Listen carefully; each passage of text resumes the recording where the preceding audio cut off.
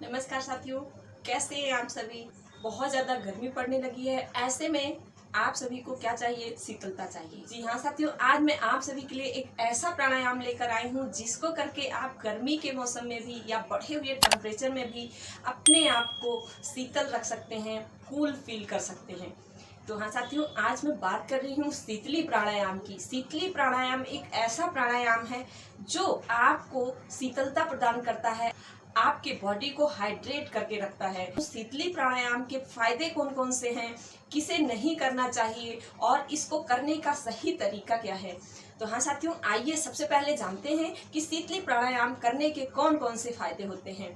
शीतली प्राणायाम, जैसा कि शीतल से ही उसका अर्थ समझ में आता है। शीतल का अर्थ होता है शीत अर्थात ठंडा। तो शीतली प्राणायाम गर्मियों के मौसम के लिए बहुत ही अच्छा प्राणायाम है। और जो तंत्रिका केंद्र हमारे शरीर के अंदर टेम्परेचर को मेंटेन करके रखते हैं, बैलेंस बना कर रखते हैं, उन सभी तंत्रिका केंद्रों को ये स्वस्थ रखता है और उन्हें ऊर्जा प्रदान करता है, जिससे हमारे शरीर के अंदर बाहर बहुत ज़्यादा टेम्परेचर के होने के बाद भी हमारे शरीर के अंदर शीतलता बनी रहती है। जिनको बात बात पर गुस्सा आता है, जिनका हाई ब्लड प्रेशर रहता है, जिनके अंदर बहुत सारे विचार चलते रहते हैं, उन सभी के लिए शीतली प्राणायाम बहुत ही अच्छा प्राणायाम है। जिनको नींद नहीं आने की समस्या होती है, उनके लिए भी ये प्राणायाम बहुत उत्तम होता है। शीतली प्राणायाम करने से मांसपेशियों के अंदर शिथिलता आती है, उन्हें आराम मिलता है और रिलैक्स हो जाती हैं।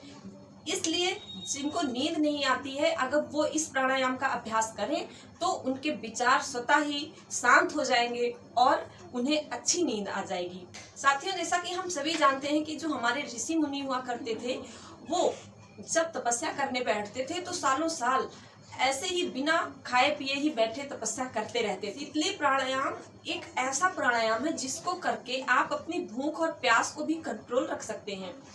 भूख और प्यास पे अपना नियंत्रण हो जाता है। और हमारे शरीर के अंदर आयुर्वेद के हिसाब से 3 दोष होते हैं, वात, पित्त और कफ। तो शीतली प्राणायाम पित्त से बढ़े रोगों को शांत करता है, अर्थात शीतली प्राणायाम के अभ्यास से हमारे अंदर का जो पित्त है वो शांत रहता है, बैलेंस रहता है। को बहुत ज़्यादा एसिडिटी होती है, जिनको बार बार हाथों में पसीना आता है, बहुत ज़्यादा स्वेटिंग होती है, बहुत ज़्यादा पसीना आता है, हाथ पैर गीले रहते हैं, उनके लिए शीतली प्राणायाम करना बहुत ही आवश्यक होता है। जिनकी हाई बीपी रहती है और बहुत चिड़चिड़ाहट रहती है, उन्हें भी शीतली प्राणायाम का अभ्यास जरूर करना चाहिए। तो आइए अब जानते हैं कि शीतली प्राणायाम किसे नहीं करना चाहिए। शीतली प्राणायाम जिनकी लो बीपी हमेशा बनी रहती है, उन्हें अवॉइड करना चाहिए। साथ में सांस से संबंधित समस्या जैसे ब्रोंकाइटिस, अस्थमा, ऐसे लोगों को भी शीतली प्राणायाम से बचना चाहिए। जिनको लगातार जुकाम रहता है या कफ की समस्या हमेशा बनी रहती है, वो भी शीतली प्राणायाम से बचें, क्योंकि शीतली प्राणायाम करने से आपके अंदर जो शीतलता है वो बढ़ जाती है। तो जो जिनको कफ होता है, बार बार सर्दी खांसी जुकाम हो जाता है, अस्थमा होता है, तो उनके अंदर ठंडी पहले से रहती है। अगर आप शीतली प्राणायाम भी करेंगे तो उसकी वजह से के अंदर की जो ठंडी है वो और बढ़ जाएगी और आपकी समस्या भी बढ़ जाएगी। इसलिए ऐसे सभी लोग इस प्राणायाम से बचें। जो हमारे अंदर हीट को बढ़ाने वाले आसन या गर्मी को बढ़ाने वाले आसन होते हैं या प्राणायाम होते हैं, जैसे कपालभाति, भ्रमरिका, ऐसे प्राणायाम करने के बाद शीतली प्राणायाम का अभ्यास अवश्य करना चाहिए। शीतली प्राणायाम करने के लिए सबसे पहले आप सीधे किसी भी आसन में बैठ जाइए। सिद्धासन या सुखासन, आप चेयर पे भी बैठ के कर सकते हैं।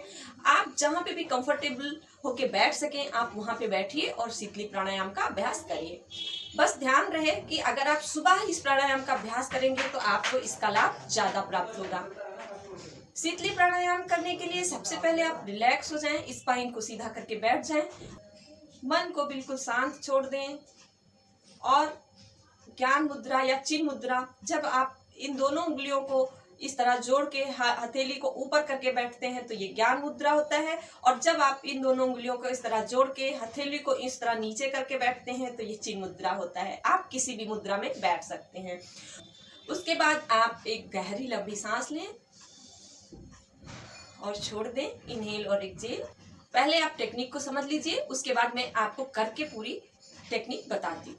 इसमें सबसे पहले आप जीभ को बाहर निकालेंगे, उसको ट्यूब की तरह मोड़ लेंगे, बिल्कुल ऐसे रोल हो जाएगी। उसके बाद मुंह से ही सांस लेना है, जीभ को रोल करके और सांस को नाक से नहीं लेना है।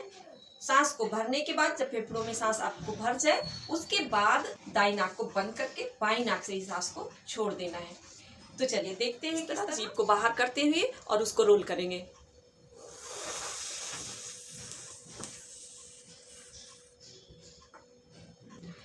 तो देखिए, जो हमारे बिगनर साथी हैं उन्हें कैसे करना है और फिर धीरे धीरे अभ्यास के बाद कैसे करना है, मैं दोनों टेक्निक आपको बताती हूँ। सबसे पहले क्या करना है, आपको जीभ को बाहर निकालना है और उसे रोल करना है, सांस भरना है और फिर दाई नाक को बंद करके बाई नाक से सांस को धीरे धीरे छोड़ देना है।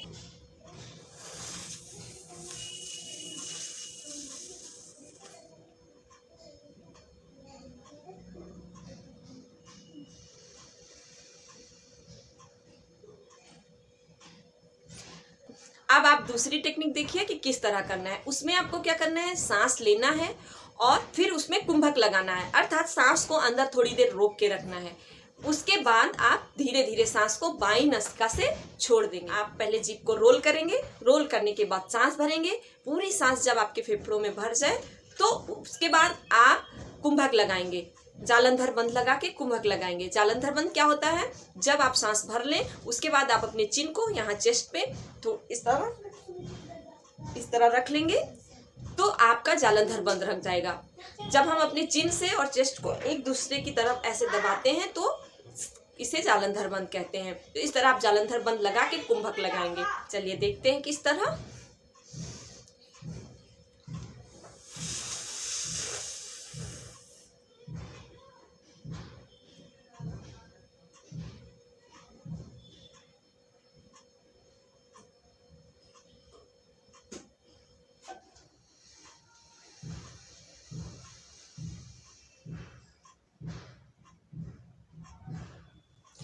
इस तरह आपका एक चक्र पूरा होता है। अगर आप कुंभक लगा सकते हैं तो आप लगाएंगे, अगर आप कुंभक नहीं लगा सकते हैं तो आप सांस को भरिए और फिर धीरे से बाईं नाक से छोड़ दीजिए।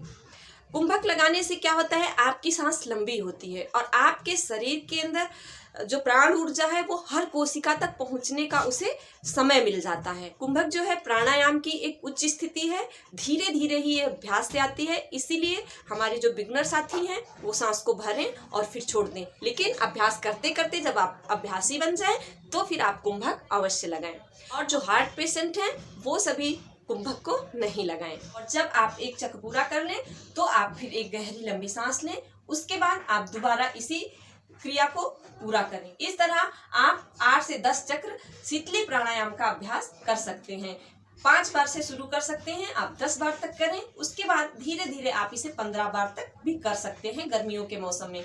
ध्यान रहे, ठंड में शीतली प्राणायाम के अभ्यास से बचना चाहिए और जहां पर हमेशा सर्दियों का मौसम बना रहता है उन लोगों को भी शीतली प्राणायाम से बचना चाहिए। और सबसे पहले अपने शरीर को देखना चाहिए। आपको किसी को नहीं फॉलो करना चाहिए कि वो करते हैं या इतनी देर करते हैं, नहीं। हर किसी का शरीर अलग अलग होता है, उसकी आवश्यकताएं अलग अलग होती हैं।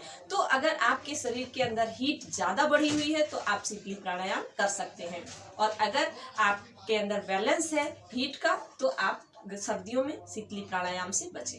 इस तरह आप शीतली प्राणायाम करके गर्मियों के मौसम में भी शीतलता का आनंद ले सकते हैं। और आप आनंद लीजिए, खुद को स्वस्थ रखिए और मुझे आज्ञा दीजिए। मैं एक और वीडियो के साथ मिलती हूँ, तब तक के लिए नमस्कार।